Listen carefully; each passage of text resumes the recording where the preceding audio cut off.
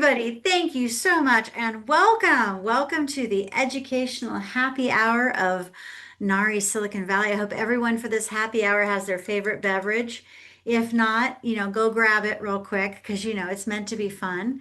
That's why we do it Yes. at 4 o'clock. We're still working, but we might as well have fun while we're working, right? Yes. Oh,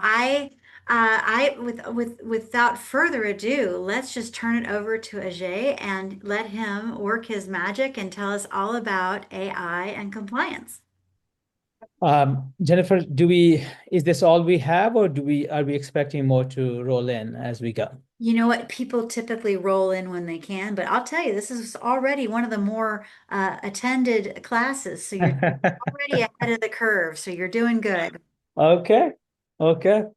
So maybe it's a short one, so we can do a little bit of intro, especially um, on Henry and I think Henry, Kirk, and Vani. Rupali and Manjula are part of Tricetra team, so and that's wonderful. I know Jennifer now, at least we have met 3 or 4 times, so very well.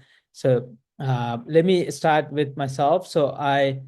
I'm Ajay Mishra. I am the CEO founder of Tricetra AI. Our mission really is to help remodeling businesses um, win projects using AI technologies. That's, in my view of the world, that's the biggest leverage available. Why only the big tech wins, right? We should all win if we use this properly, and that could totally transform the game for small businesses. So that is my core mission, and we have been at it. And I'll show you some of the stuff that we have done. But like this one is all about AI and code compliance, so we'll focus on that. If we can do a quick intro around, that'd be awesome. So we'll level set and then we get going. Do you want to call out the people since you're in the driver's seat? Oh, sure. Vani, you want to go? Yeah. My name is Vani Ball, and we are in San Jose, Bay Area, California.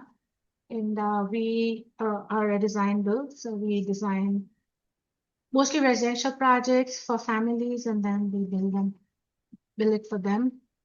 So that's our primary goal uh, in our business. And AI is taking over many aspects. Sometimes it seems very overwhelming, but at the same time, a lot of it also feels intuitive. But there's so much out there that one kind of feels lost at times. Sure. Henry, you want to go? Sure. I'm Henry from Herald Design Build in Mountain View. We are also a design build company, and we've been for 40 years. So we do residential only and mostly remodel. And as she said, AI is taking over. I mean, sometimes I even use it, but I'm just curious to know what gonna be involved here. So thank you. Awesome. Glad to have you too. Kirk? Kurt and Patty Heo, Signature Kitchen and Bath in Cupertino. We do residential kitchen design for the most part, and we provide cabinetry for most spaces. We do sprinkle some AI into into most of our work at this point. We're actually monkeying around with AI over on the other screen, but primarily use it as a support tool to enhance the work that we're already doing. I'm not really looking to replace my designers. I'm just looking to give them some ease and help them create tools that just helps make sure everything's tidy and correct so that they can stay out of trouble. Yeah. Yeah. Yeah. Manjula and Rupali, you want to do a quick one uh, before we get going? Yeah, sure, I can go ahead. My name is Manjula. I've been in touch with some of you. I know, Kurt, you might have seen my emails, and Jen. Now I know Jen I mean, we have met quite a few times. I work also with Ajay, so I'm on Team Tricetra here. Yeah, just trying to enjoy the session here. I'm also going to learn a few things. Thank you. Rupali, you want to go? Yeah. Hi, I'm Rupali. I'm also with Tricetra, and this is my first NARI webinar. And I'm excited to see what Ajay has to show. There's some learning for me too in this webinar. Thank you.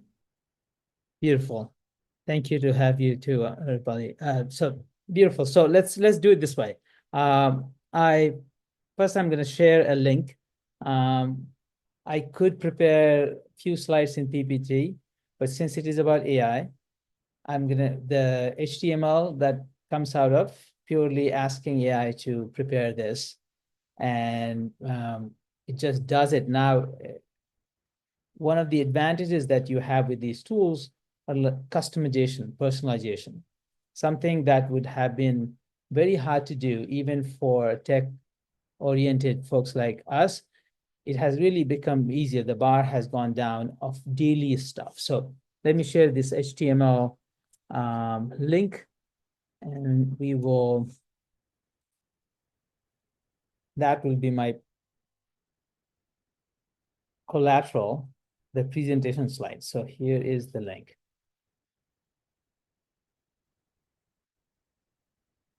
Where's the chat window here? Oh, right here.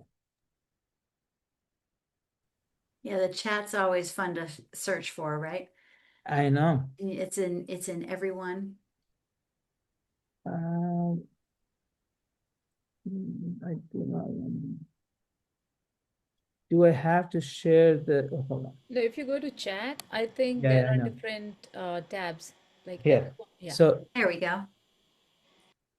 it's a versatile app. Now, when you go there, the first thing we will do is to level set. I know you all design builds, so you're very familiar with stuff, but I'm just wondering if you can. Let me also share my screen so we can follow along.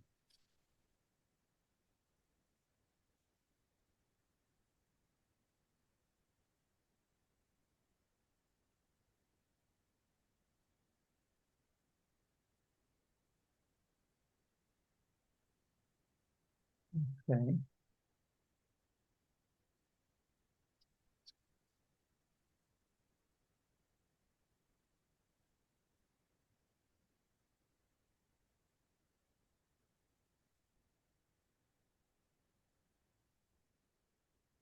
Okay. So what I was hoping, the first thing we can do is we just three of us, so maybe we don't have to fill out the form. But if you could just tell me, you mentioned, I think Kirk already mentioned about using AI for on the team. So I suppose that would be yes for you. How about Henry and Vani? Do you guys use AI in your projects as well? Not as much. I mean, mainly for rendering, just for my. Okay, Henry, not as much. Okay. And Vani, how about you? So I would say yes. Yes. And Okay. And on the question of codes themselves, like I know somebody on your team certainly would be familiar with codes. How about your own familiarity with codes themselves and underlying nuances of codes? um, okay. So I can say 4 or 5 because I do most of the building code compliance myself. Awesome. So we have an expert here. Okay. No, not an expert, but 4 or 5. Well, that's pretty close. Okay. Henry, how about you? I would put 3 probably. I mean, we have somebody else taking care of that part. Okay. And Kirk, how about you? Where would you put yourself on the code side of things? Probably a 2. I'm familiar with the things I need to know to, do kitchen layout and make sure we're doing the right things there. But beyond that, that's outside of my job description. Okay. And if you can, if there's any specific goal that you had in mind, just one line or two, if you want to share, that will help me orient a little bit over the next 20 minutes or so when we talk about this. Any specific goal in mind? Outside of sharing and chatting about this? For me, I just kind of want to see what a more complicated process looks like and how much we can rely on AI. I mean, if I fire a render up and it makes a mistake, it's not job critical. But if we try to blow in a bathroom and all of a sudden it puts a door on the ceiling, we know we got a problem. So I'm trying to figure out, is this ready for prime time or is this still kind of in work? So that's mostly what I was interested in. Awesome, awesome, awesome, awesome. So reliability, I would say the reliability of, can it be a workflow, right? You can't just real time determine, oh, this time it worked, other time it didn't, right? So that's very, very critical. Henry and Vani, is anything specific like that for you as well? No, I didn't have anything in Okay. particular. Yeah, same here. And I would say like how much we can use it professionally, let's say. Okay. Yeah. Okay. Okay. Let's jump in then. We go. So this is the first slide. This I had generated using, again, you have access to this. You can also take the prompt here down below and can generate this render as Kirky was saying. And this is what most things that are image generated, whether it's ChatGPT or Claude or any of these, or Nano Banana for that matter, right? You can play around with this description and you get different outputs. But this is what you are going to get. And the idea is, as you were saying,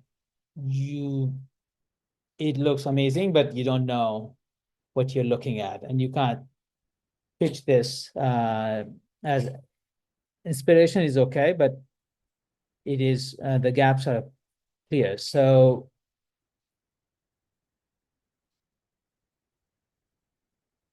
you're familiar with code.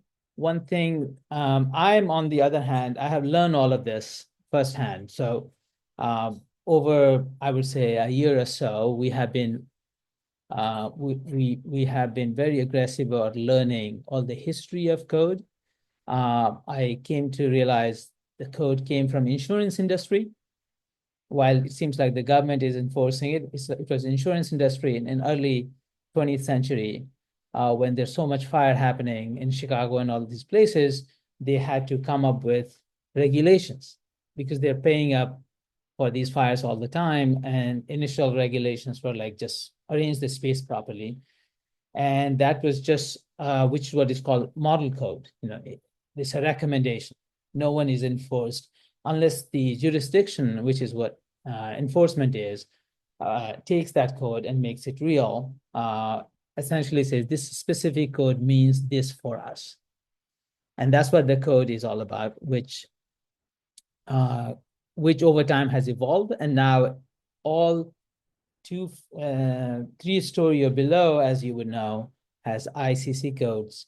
And that's what in most of these projects are enforced. And these are examples of those codes. Again, I'm assuming you're familiar with this. Let me now say, if we go to the other question of how do you enforce the code, obviously you are already doing this. You're the person who is responsible for enforcing is looking at the code and making it happen. We can show you some of the prompts that you can use there, but you need lots of dimensions. So the first thing I'm going to show you is our attempt at making it accessible. So if you go to that link, which is again accessible to you as well, we can follow along about live code checking. So let's say we take an example of a floor plan.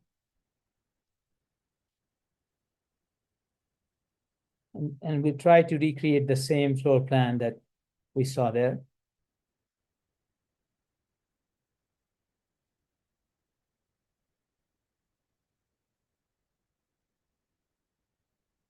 where there was an alcove and we didn't have the measurement. But, and by the way, if you have a specific floor plan that you want to include in this, you can create and we can follow along that as well. So let's say we have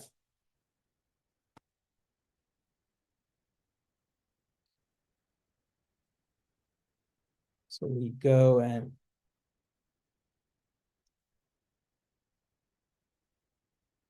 so the first thing that you would see here, if I just turn it on, it is constantly running the checks for code.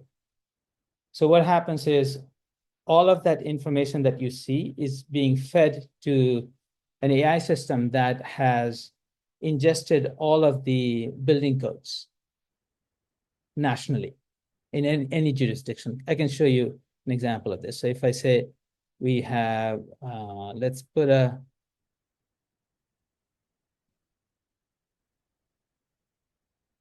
I think it was here in that. So if we put a vanity here, and that was a double vanity. So let's say what, 60 inches?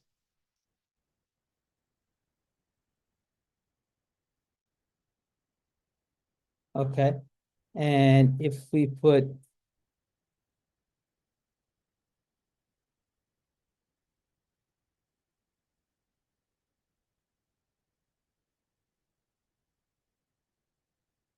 it instantly gives you code violations, right? It's and to the extent that it's saying 0.7 inches from the wall, right? You need that to be 15 inches, right? So if you move it slightly, you have on this side, you have similar requirement. And then you have code compliance here. So whenever you are generating something, the math is being done for you in the background to ensure that you never go out of code. And this is important is because as the layouts are being changed, generally after you have done the layout, you go about doing all calculations. Let's say if I put a shower here, which is the alcove shower here.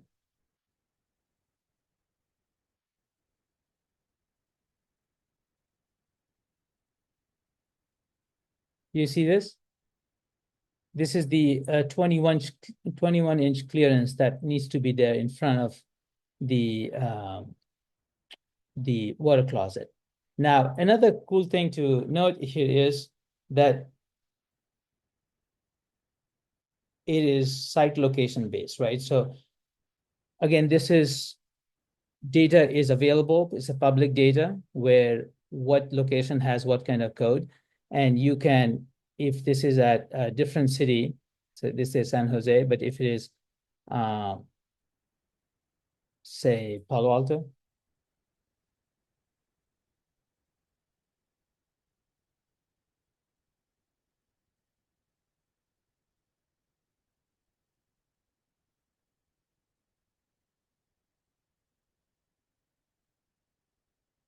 essentially the Palo Alto planning department, their information gets entered, that becomes the data against which the checks happen. Now, when it comes to a spatial code, it is not any different between Palo Alto and San Jose. But then you have this, if you move this up,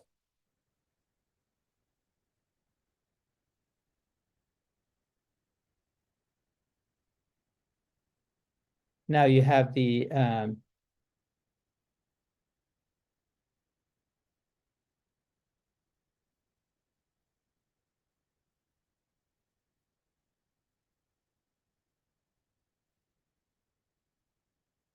if I make this, hold on.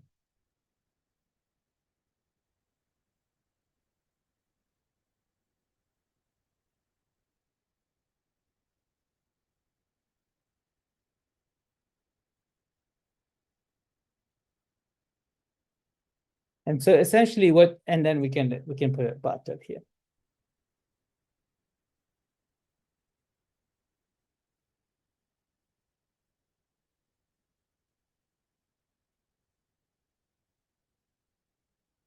And I think this was, if I pull back I go to the example there, this is what we were looking at.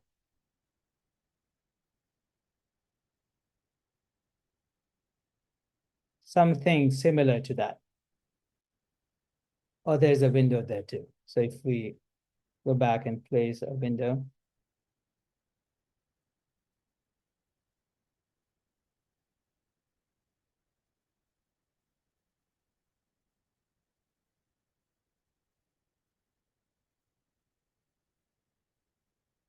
Essentially everything becomes, so what in unlike say a typical render, here you'll have everything fleshed out. And then if you were to create a 3D model of this, it will have the same fidelity in terms of the look and feel for it as that model, but it is all sort of happening live in front of you.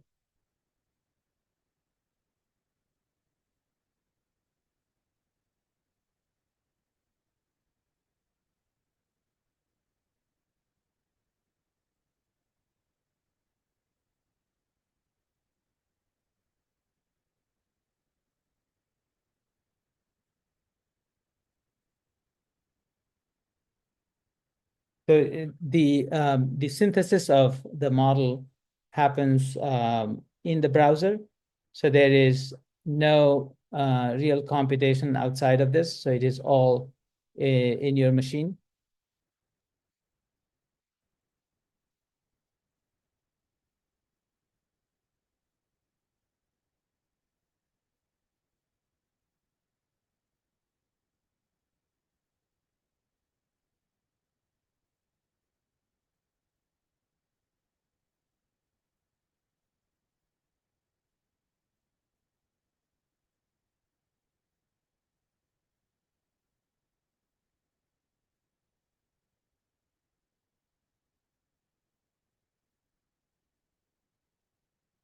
It's a 3D computation, so it is GPU heavy, and you have the video on, so it's kind of interferes with those frame buffers.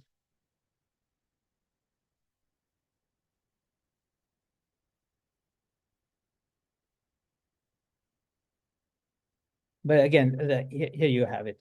So the key is like you can switch between what you see on the screen and that plan that we know is code compliant simply by clicking this edit floor plan.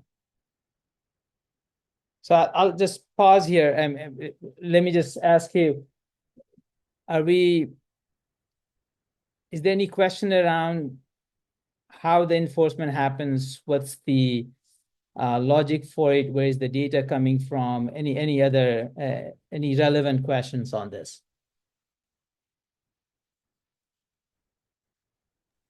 Yeah, go ahead, Andrew. I would say like, so technically the floor plan has to be done within this software in order to find out the code with compliance. So if we have a for PDF plan, it's not going to work, correct?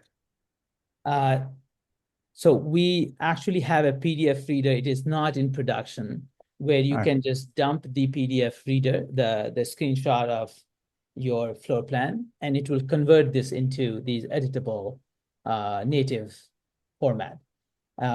We also are looking at a feature where from this, you can export back to vectorized PDF so that the connection can be established. So we are actively testing that feature out where the PDF is read. So long as vectorized PDF, it will natively get ingested into this. Yeah, thank you. Not just that, Henry, one other thing is like, as per sort of input modality, we are also looking at scans. So if you have iPhone Pro 13 onwards, one can scan the existing space and can get this as a starting point instead of having to draw it. This is where you have nothing. There's no existing PDF. There's no existing space to scan. And so this provides a way to get started.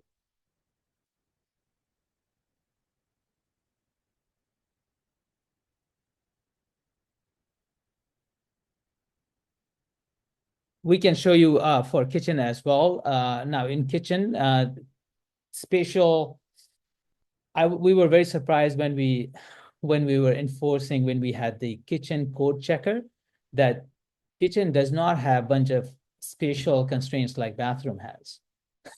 It's all GFCI. It's mostly around electricals, and there are NKBA recommendations about spacing around islands, spacing in front of base cabinet system, but there aren't any constraints. And we were initially puzzled, maybe we're not getting the right data, but it turns out that is actually a real thing. So that was surprising, but that because also like it's a bigger space, so there's not people can't go wrong with putting appliances at the wrong places. There is a work triangle bit which I'll show. But any other questions on this, Vani and Kirk?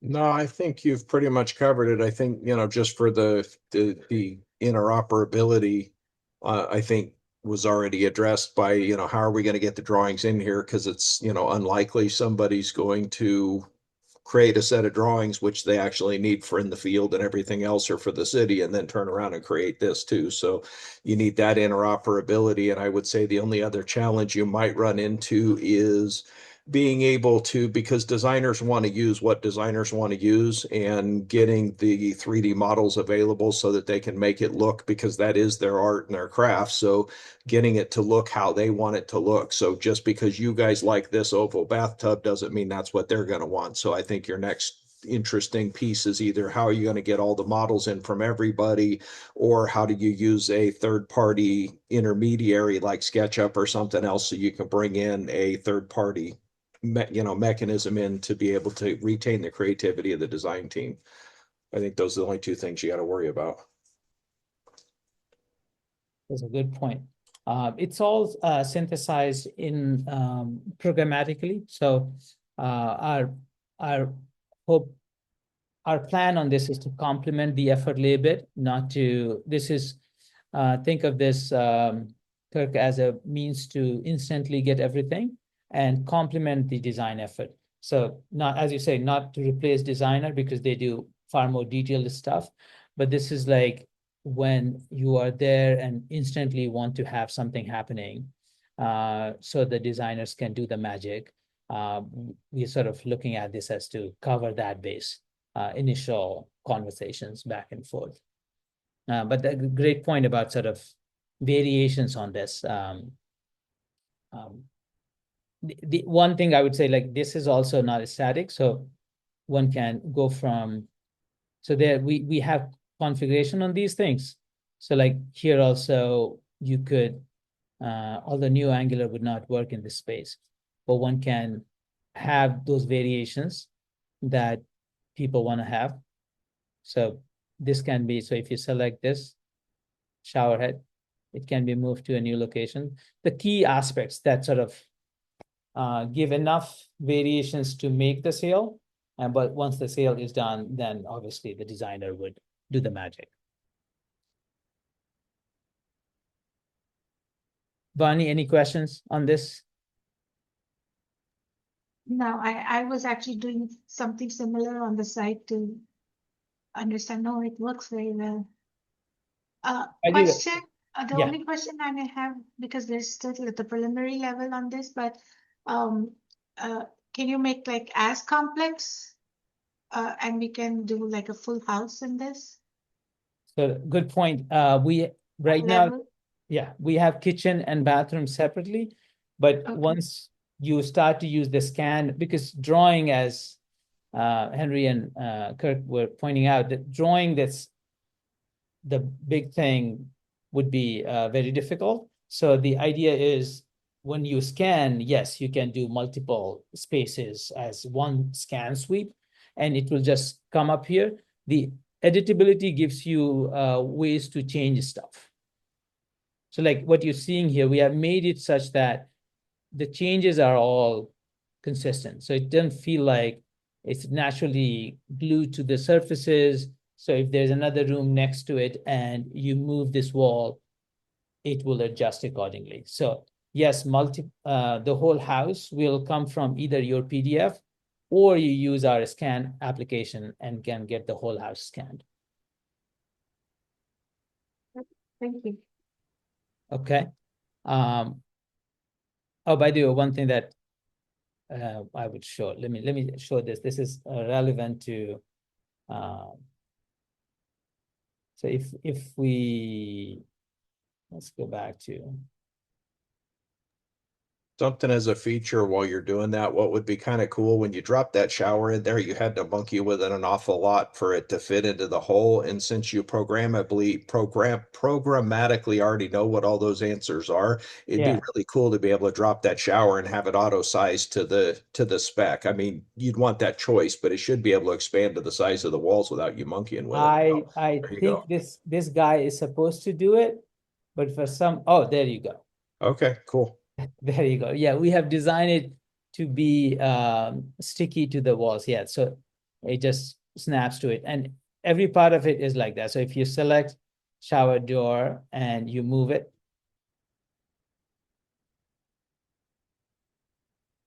it sort of traverses through and then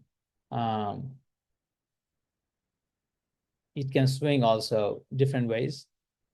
The cool thing about one of the cool thing is like if you say update model, since it is a live model, the 3D sort of changes instantly. So it does not have to. One of the things with Kirk in the 3D model realm is like every time you're changing in 3D, the turnaround time is pretty heavy because somebody has to now make all the adjustment in the space.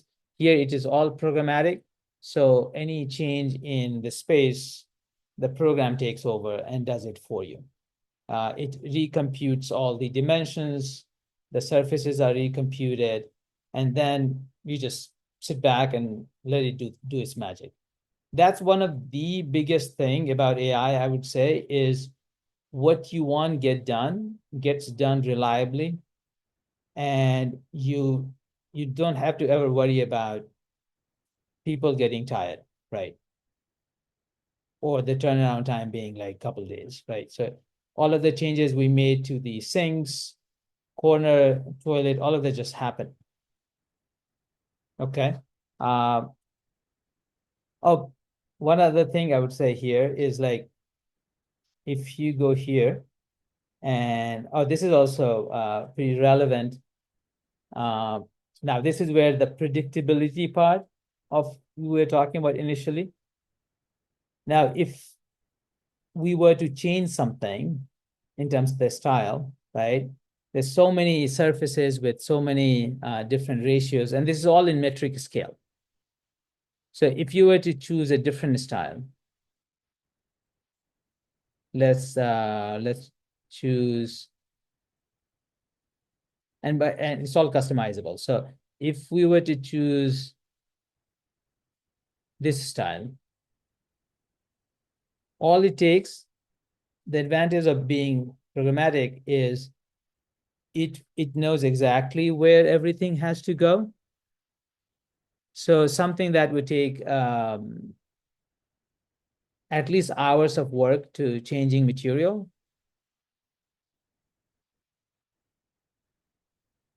just happens in one sweep.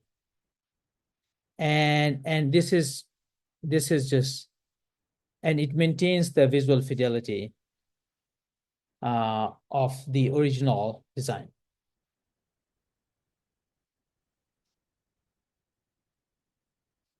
Okay. I would say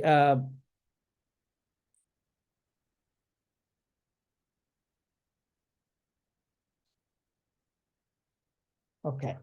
So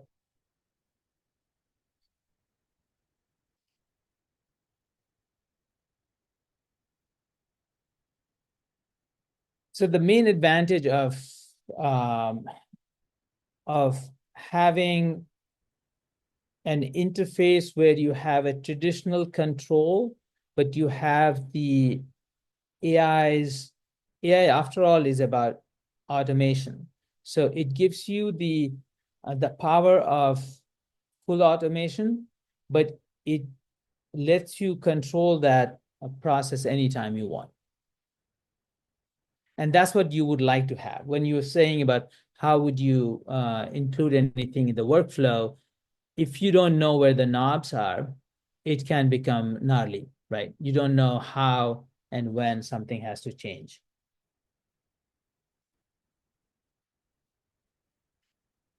Okay.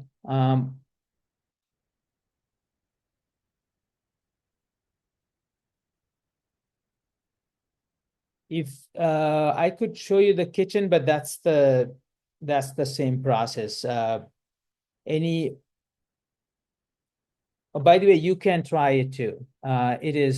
We have made it a couple of designs totally free on us. So if you go and log in here, you would be able to try what I just showed or any specific layout for free. There's no cost to this.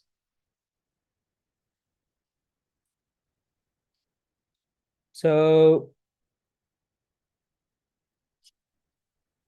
now let's do one thing. We would try what we can do. We will take this. Where is my design? So if we take this and we are going to ask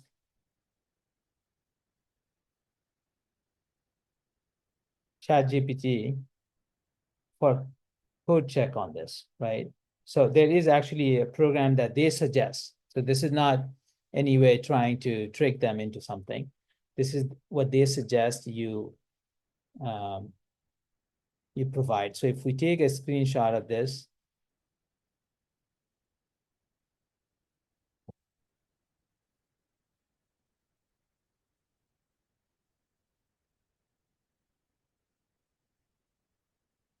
okay.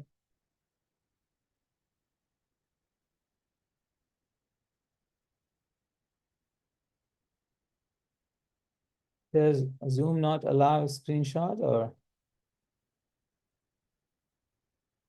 Jen, do we not? Why? I'm so sorry. What was that?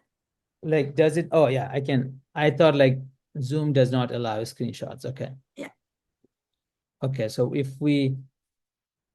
I'm going to take the screenshot and we're going to put it over there.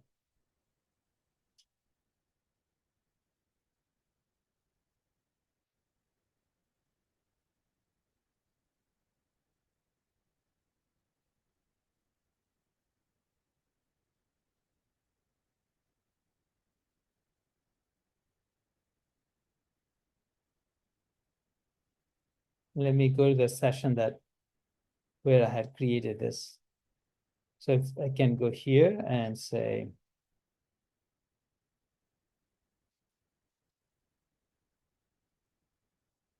and then we can go to the,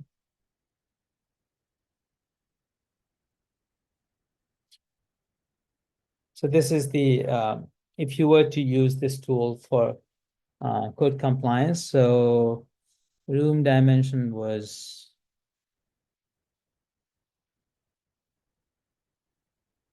do you remember what was the, so the room dimension for this is overall 3 feet and 11 feet 7 inches. So that would be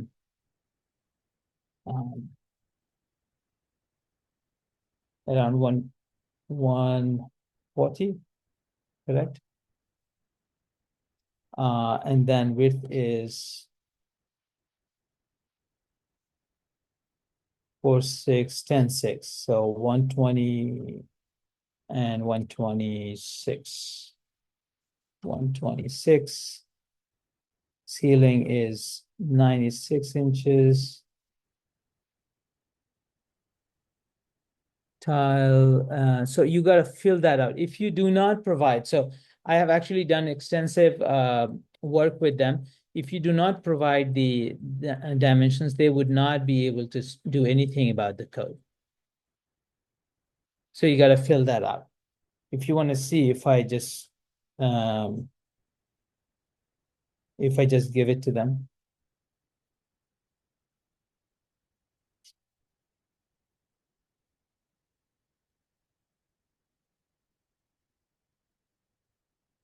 They're likely, by the way, this is the best prompt I could get for them to behave in a predictable way. But it will ask you for all of these extra information. So it becomes like a lengthy process of going back and forth. And yeah. And then I think I've seen this sponsored links now where they suggest you should connect with businesses on this issue. But here, that's a typical flow that you will get in ChatGPT. I think similar thing in Claude as well. So a little too verbose, I would say.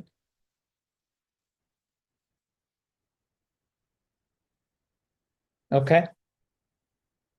Any questions on this?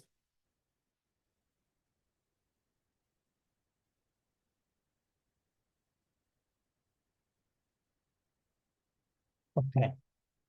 All right. This we know.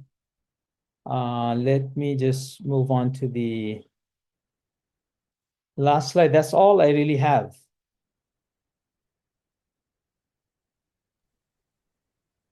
Fantastic. We can talk about the intricacies of this, but I thought I would keep it simple and straightforward. Any questions? My only question would be anytime we take a screenshot, let's say floor plan or 3D, and it's like I've done that before, but it doesn't give me the question that what the width height is going to be. Is that something I have to type in, but is it more like a setup thing that is going to show it up? So if you're taking a screenshot, try to keep it top view as much as possible. Then the training bit on these models will align with your input. Or if you are taking a perspective view, try to go for the view that is 8 degrees from horizontal and at human height. So what that means is if I were to go back to 3D, either top down or this view. Okay, because this is what the human height view is. So those things tend to work better in the model. If you're talking about the Claude and ChatGPT and X and like Groks of the world, because most of the examples in their system are provided like this.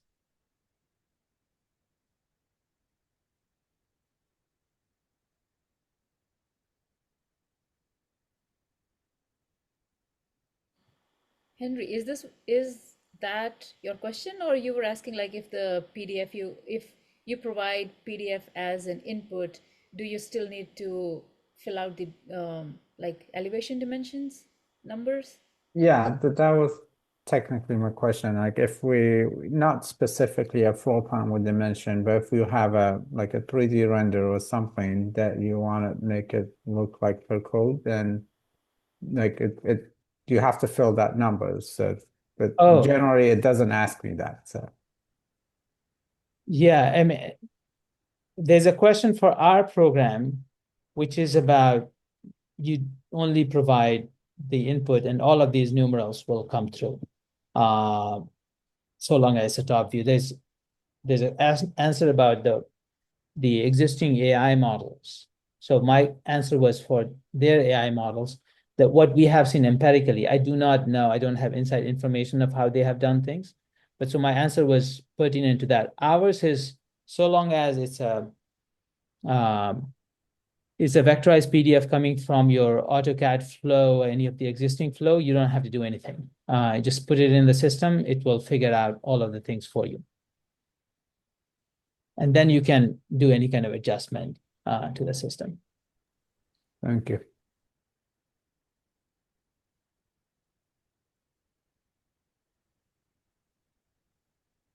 Vani and Kirk, any question we can answer for you? Now I think I'm going to work on it, and yeah, for now I'm good. Thank you. Okay. Well, round of applause for a great presentation. Thank you so much for teaching us about this. This is really fascinating. Do you have any contact information in case anybody wants to get a hold of you with questions? Sure. Should I write in here, Jennifer, or However you want. You can put it in the chat, or okay. if you have So a this is slide, however you want to do it. But you know, the beautiful thing is that Ajay and Manjula, we're seeing them quite a bit at our Silicon Valley meetings, which is a wonderful. So of course, if you're in person, you know, say hello. But if you have questions in between, it'd be great if you could reach out. So truly, this is wonderful. And I really, really appreciate everyone's time and willingness to learn today. Let me just look to see what we're doing next month. I had it, and of course, I don't remember where I put it. Goodness. I have so many tabs open. Um, you know what? Let me do this. Let me go to the let me just look at my spreadsheet.